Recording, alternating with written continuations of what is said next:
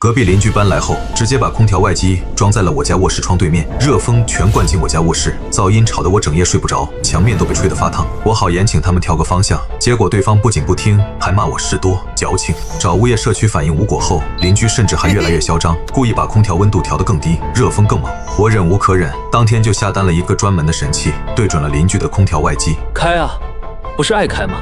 我陪你。我住302，他们住301，两家卧室就隔了一道窄窄的外墙，窗户对着窗户，本来距离就近，平时说话声音大了都能听见。当时我放下包，刚走进卧室，就看见对面301的窗户外面，两个工人正蹲在那里装空调外机。我凑过去一看，心里瞬间就咯噔一下。那空调外机的位置刚好对着我家卧室的窗户，风口直直的对着我这边，连一点偏移都没有。我当时就急了，这要是装好了，夏天他们一开空调，热风不就全吹我家来了？而且那外机的噪音肯定也小不了，夜里根本没法睡觉。我赶紧下楼，找到正在指挥工人的男主人，脸上带着笑容，好好跟他说这事。兄弟，你家这空调外机能不能调个方向？对着我家窗户太近了，以后开空调，热风吵得我们没法休息。他斜着眼睛翻了个白眼，那眼神一看就是不耐烦，语气也特别冲。我装我家的空调，关你屁事！我乐意装哪就装哪，先朝你搬走啊！我看着眼前众人，惊讶地站在原地，真是见到了物种的多样性了。普天之下竟有如此不要脸之人，这本来能好好商量的事，他怎么就这么横？我耐着性子又跟他解释，不是我事多，是这外机确实对着我家窗户距离太近了，影响真的很大，就算调个小角度，不直吹就行。结果他更不耐烦了，直接挥手让工人继续装，还回头瞪着我，没事找事，瞎矫情什么呢？少来耽误我时间。工人也不敢停，3下5除2就把外机固定好了，通电试了一下，那热风瞬间就吹了过来。我站在我家窗户边，都能感觉到一股热浪，还有嗡嗡的噪音。我看着他那嚣张的样子，心里的火一下子就上来了，但又不想刚见面就吵架，只能咬着牙忍了下来。我跟他说，这事儿咱们没完，你要是不调整，我就找物业来评理。他嗤笑一声，满不在乎地说，你尽管找去吧，就算你找遍整个小区，我也不会动一下。你要是真有本事，你去告我啊！说完，他转身就进了屋，一下子就把门狠狠甩上，把我晾在了外面。我站在原地，看着对面那台对着我家窗户的空调外机，心里暗暗发誓，他既然不讲理，那就别怪我不客气了。第二天一早，我没去上班，先去了小区物业办公室，毕竟这是小区里的事，他们有责任管，物业能出面调解一下最好。接待我的是物业的一个年轻姑娘，听我说完事情的经过，她皱着眉头，这事儿我做不了主，得找我们经理。我等了大概10几分钟，物业经理才慢悠悠地过来，听我把情况说清楚，又看了我手机里拍的照片，脸上露出了为难的神色，喝了口水，慢慢说道，这事儿不好办，毕竟301的业主是在自己家外墙装空调，没有占用公共区域，并不算违规。我当时就急了，不算违规，那他对着我家窗户吹，影响我的正常生活，这就不管了吗？经理摆了摆手，让我别激动，说他会上门去跟301的业主沟通一下，尽量让对方调整一下外机的方向。经理带着我和一个工作人员就去了301，他说这事情双方坐在一起，把话说开了就好了。门开了，还是昨天那个男主人。看到物业经理，他脸上的嚣张劲收敛了一点，但还是没什么好脸色。经理把事情的原委跟他说了一遍，劝他把外机调个方向，邻里之间互相体谅一下。可他想都没想就拒绝了。接下来说出的话更是让我大吃一惊，他就是事儿多，故意找我麻烦。我在自己家墙上装我自己的东西犯法了吗？我就不调，我装我家的东西又没碍着谁，他嫌吵是他的事儿，跟我没关系。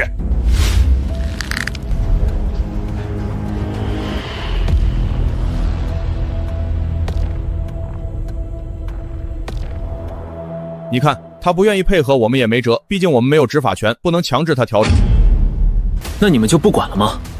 任由他这样影响我？我也没办法，你要么自己商量，要么找社区，我们只能做到这一步了。物业就是个摆设，根本解决不了任何问题。既然物业不管，那我就找社区，我就不信没人能管得了这个蛮横霸道的邻居。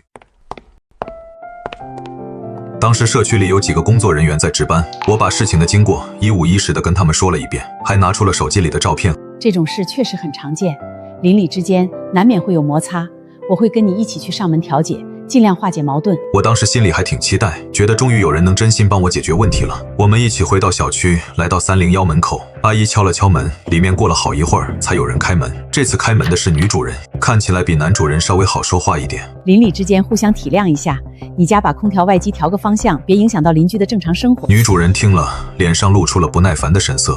调整一下用不了多少钱，主要是别直吹我家窗户，不然夏天真的没法过。结果女主人一下子就炸了，你是不是闲得没事儿干？就盯着我们家不放，故意找茬，想讹我们钱啊！我当时就懵了，我怎么就讹他们钱了？我只是想让他们调整一下空调方向，怎么就成找茬了？阿姨赶紧拉住我们，劝我们别吵架，有话好好说。邻里之间抬头不见低头见，没必要把关系闹得这么僵。女主人不耐烦地大声喊道：“我们就不调，有本事你就去告我们，就算告到法院我们也不怕，反正我们没违规。”就在这时候，男主人回来了，看到我们在门口吵架，不问青红皂白，就对着我吼：“你是不是又来闹事？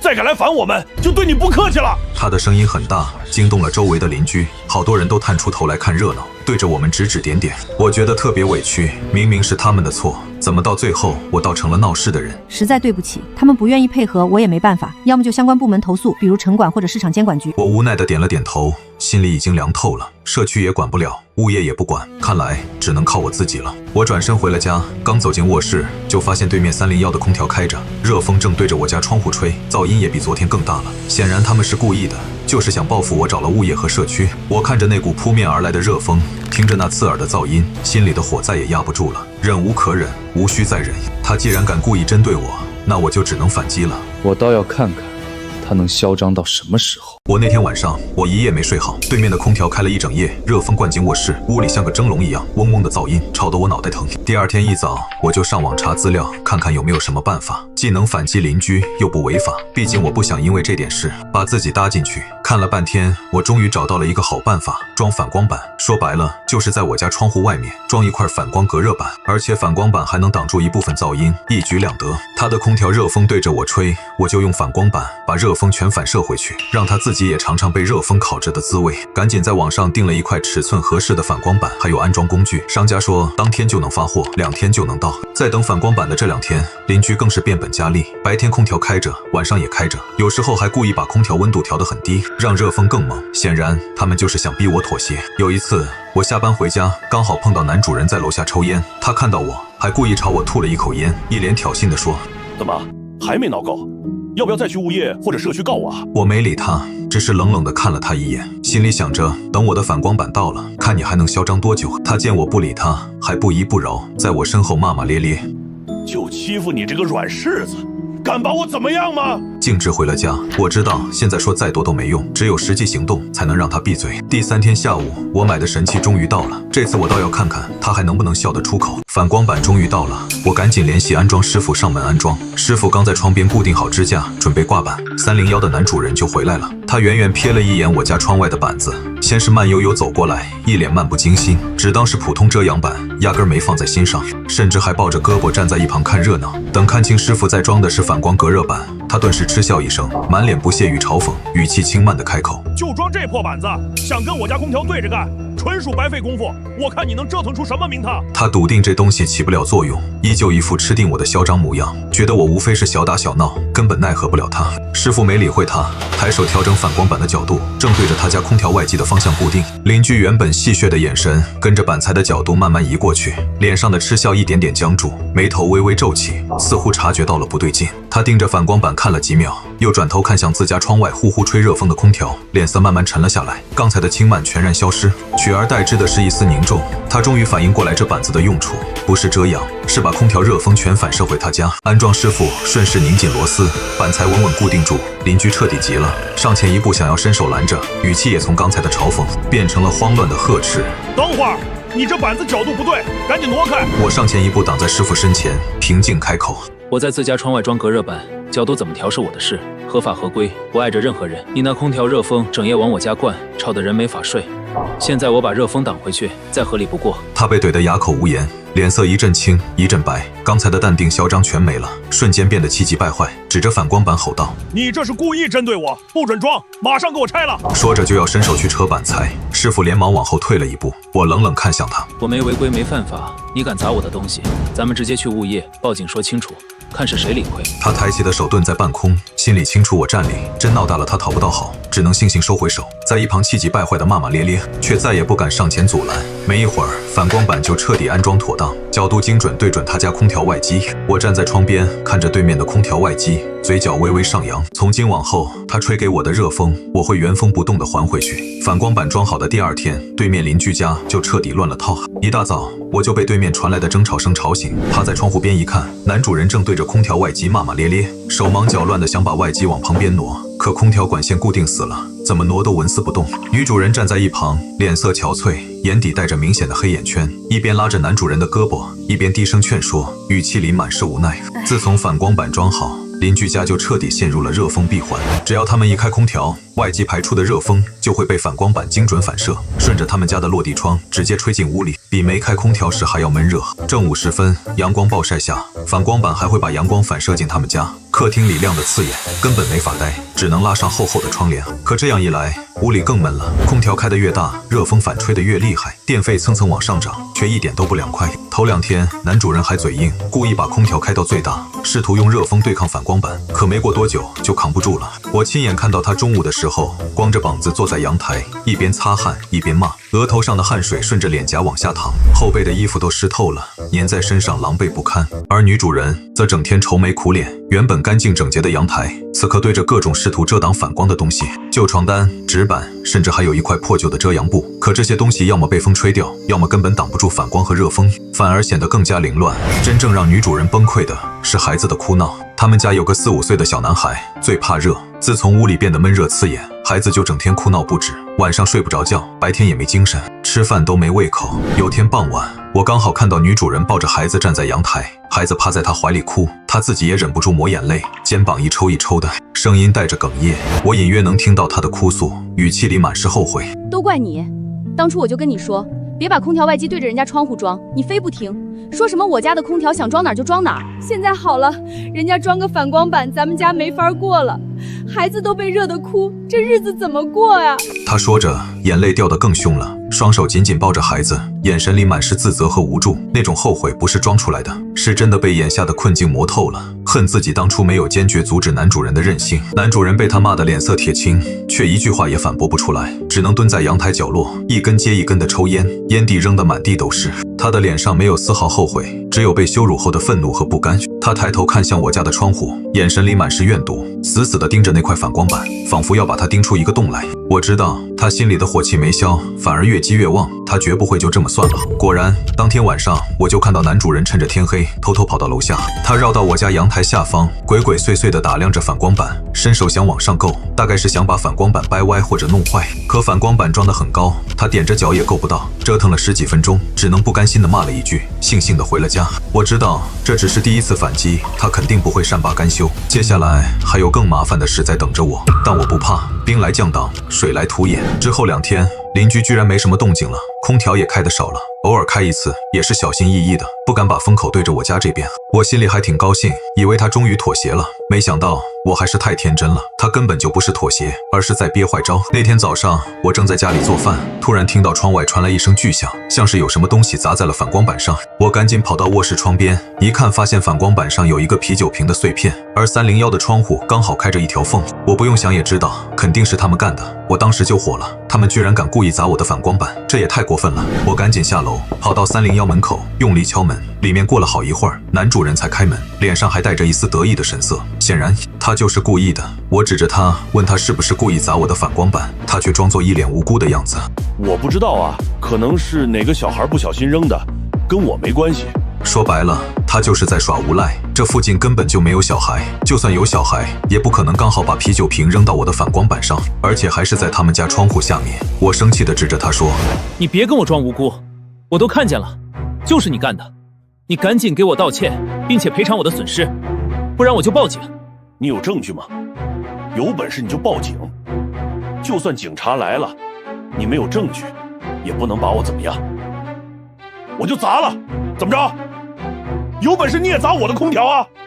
看谁损失大。他的话彻底把我惹毛了，我直接拿出手机说我现在就报警，让警察来评评理。就算没有直接证据，周围的监控也能拍到。他别想抵赖。他看到我真的要报警，脸色一下子就变了，语气也软了下来，但还是不愿意道歉，只是说：“哎，我不是故意的，下次不会了。反光板要是坏了，我给你修。”我看着他那服软又不认错的样子，心里虽然生气，但也知道，就算报警没有直接证据，也只能批评教育他一顿，解决不了根本问题。我看着他认真地说：“这是最后一次，要是再让我发现你故意砸我的反光板，或者搞其他小动作，我绝对不会放过你。到时候别怪我不客气。他点了点头，赶紧关上了门，生怕我再纠缠下去。我回到家检查了一下反光板，幸好只是被砸出了一个小坑，不影响使用。要是真的被砸坏了，我肯定不会就这么算了。我坐在沙发上，心里想着这个邻居也太无赖了。看来这场较量还远远没有结束。他既然敢耍无赖，故意找茬，那我就只能陪他玩到底。我倒要看看他还有什么坏招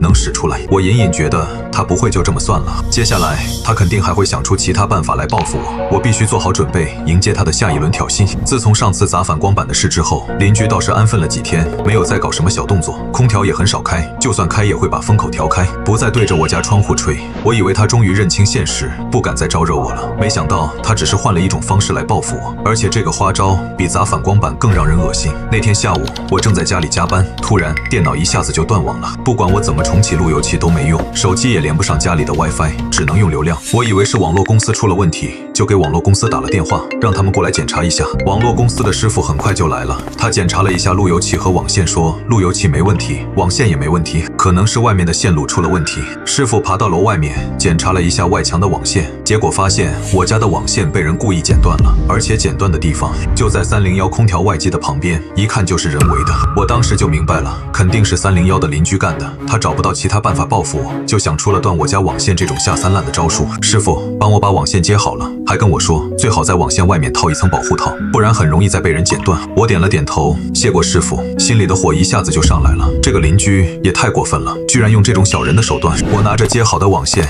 直接跑到301门口，用力敲门。这次开门的是女主人，看到我，她脸上露出了一丝慌乱的神色，显然她知道是怎么回事。我问她是不是他们剪断了我家的网线，说他们也太过分了，问他们用这种下三滥的招数有意思吗？她装作一脸无辜的样子，我不知道啊，我们怎么会剪断你家的网线？肯定是别人干的，你别冤枉我们。就在这时候，男主人从屋里走了出来，一脸得意地看着我，直接承认了。谁让你装反光板整我们？这就是给你的教训！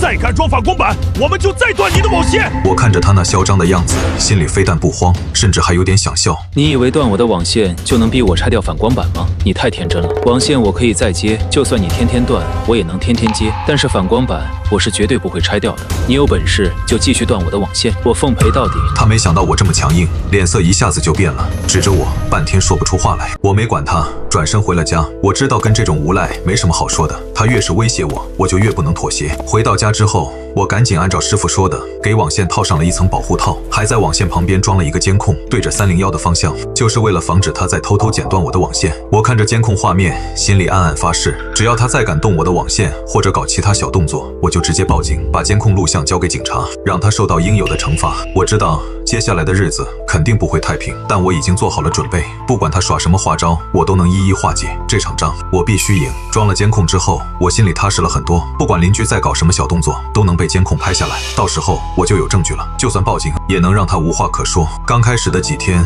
邻居倒是没什么动静，既没有砸我的反光板，也没有断我的网线，甚至连空调都很少开。我还以为他真的放弃了，不敢再招惹我了，可我没想到他只是在等一个机会，等我放松警惕的时候再搞小动作。那天晚上我睡得比较早，大概凌晨1点多的时候，我被手机的提示音吵醒了，是监控的报警提示，说有异常动静。我赶紧拿起手机，打开监控画面，一看，果然301的男主人正蹲在我家网线旁边，手里拿着一把剪刀，准备剪断我的网线。他以为半夜没人就能偷偷摸摸地搞小动作，却没想到我装了监控，把他的一举一动都拍了下来。我当时就火了，这个无赖居然还不死心，居然半夜偷偷来断我的网线，看来不给他一点教训，他是不会善罢甘休的。我赶紧穿上衣服，拿起手机，打开监控录像，直接跑到301门口，用力敲门，声音很大，就是为了把他吵醒，也让周围的邻居都听到。过了好一会儿，301的灯才亮了，男主人打开门，脸上还带着睡意，看到我，他脸上露出了一丝慌乱的神色，赶紧把手里的剪刀藏到了身后。我看着他冷冷地说，你刚才在干什么？别以为半夜没人就能偷偷断我的网线，我都拍下来了，你还有什么话好说？他装作一脸无辜的样子，我没干什么，我就是起来上个厕所，听到外面有动静就出来看看，你是不是看错了？我没跟他废话，直接把手机里的监控录像拿给他看。画面里他蹲在网线旁边，手里拿着剪刀，准备剪断网线的样子，看得清清楚楚，无可抵赖。看到监控录像，他再也装不下去了，低着头，语气一下子就软了下来。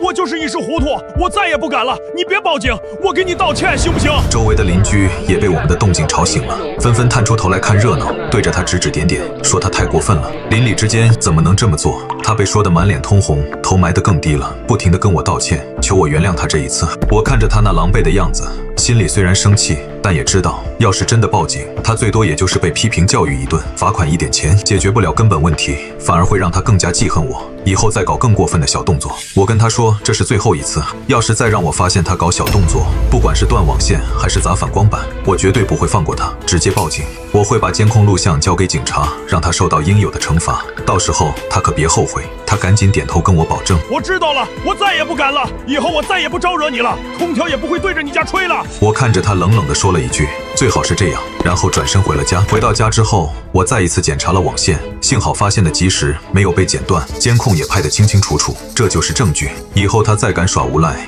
我就有办法治他了。我以为经过这件事，他终于会安分下来，不再招惹我了。可我没想到，这只是他的缓兵之计。他很快就想出了更过分的招数。自从半夜被我抓包之后，邻居安分了大概1个星期。这1个星期里，他们家的空调几乎没开过，也没有再搞什么小动作。我还以为他真的彻底妥协了，可我万万没想到，他居然玩起了恶人先告状的把戏，反过来咬我一口，说我装反光板影响他们家的生活，还去物业和社区投诉我。那天下午，我正在家里看书，突然接到了物业经理的电话，让我去一趟物业办公室，说有事情找我。我心里很纳闷，不知道物业找我有什么事，难道是邻居又去投诉我了？我赶紧赶到物业办公室，一进门就看到301的男主人和女主人正坐在那里跟物业经理哭诉，说我装的反光板影响他们家的生活。男主人看到我，立刻站了起来，指着我跟物业经理说，就是他装了一块反光板，天天反射阳光，照得我们家屋里没法看书，没法休息，而且反光板还会反射噪音，吵得我们受不了。女主人也在一旁附和，说我太过分了，故意装反光板整他们，还说他们只是装了个空调，我就这么针对他们，太不讲理了。我看着他们那颠倒黑白的样子，心里气得不行。明明是他们先装空调直吹我家窗户，影响我的生活，我才装反光板反击，现在他们居然反过来告状，说我影响他们的生活，这也太无耻了。物业经理看着我，一脸为难地说，301的业主投诉我，说我的反光板影响他们的生活，看我能不能把反光板调整一下，或者拆掉。我跟物业经理说，经理，你别听他们胡说，是他们先装空调，直吹我家窗户，影响我的正常生活，我找他们商量，他们不配合，找你们和社区调解，也没人管，我才装反光板反击的。我还把手机里的照片、视频，还有监控录像拿给物业经理看，证明是他们先挑衅我的，我装反光板只是为了保护自己的合法权益。明明是你装反光板整我们，还敢倒打一耙，我们就没见过你这么不讲理的人。男主人见我拿出了证据，脸色一下子就变了，但还是不死心，继续跟物业经理哭诉，说我是故意的，就是想报复他们，还说反光板确实影响他们的生活。物业经理看了我手里的证据，又看了看他们，心里也明白了大概，知道是301的业主先不讲理，我才反击的。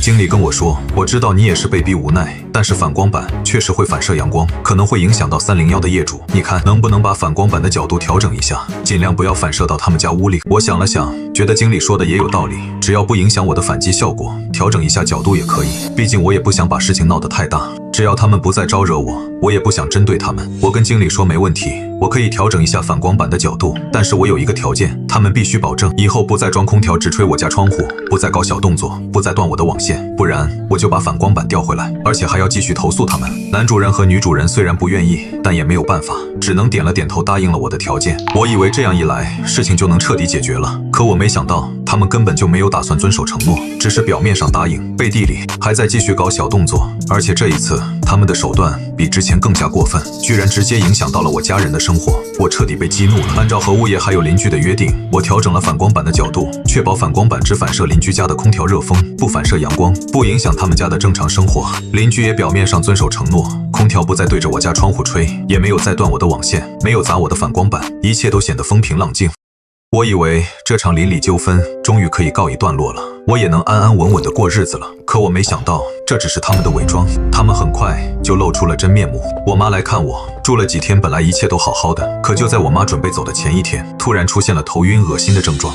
我赶紧把她送到了医院。医生检查之后说我妈没什么大问题，就是吸入了一些刺激性的气味，导致头晕、恶心，休息几天就好了。我心里很纳闷，我家一直很干净，也没有什么刺激性的气味，怎么会吸入刺激性气味呢？我回到家仔细检查了一下家里，没有发现任何问题。就在我准备去阳台检查的时候，突然闻到了一股刺鼻的油漆味，顺着窗户飘了进来。我赶紧跑到卧室窗边，一看发现301的窗户开着，男主人正在屋里刷油漆，而且他们家的窗户正对着我家的窗户，油漆味顺着风全飘进了我家。我当时就明白了，他们是故意的，他们知道我妈在我家住，就故意刷油漆，用油漆味来恶心我们，报复我，这也太过分了，居然拿我妈的身体健康开玩笑。我妈本来身体就不好，经不起这种刺激，他们居然这么狠心，我彻底被激怒了。这一次我绝对不会再忍了，一定要让他们付出代价。我赶紧跑到301门口，用力敲门。男主人打开门，看到我一脸怒气的样子，脸上露出了一丝得意的神色，显然他就是故意的。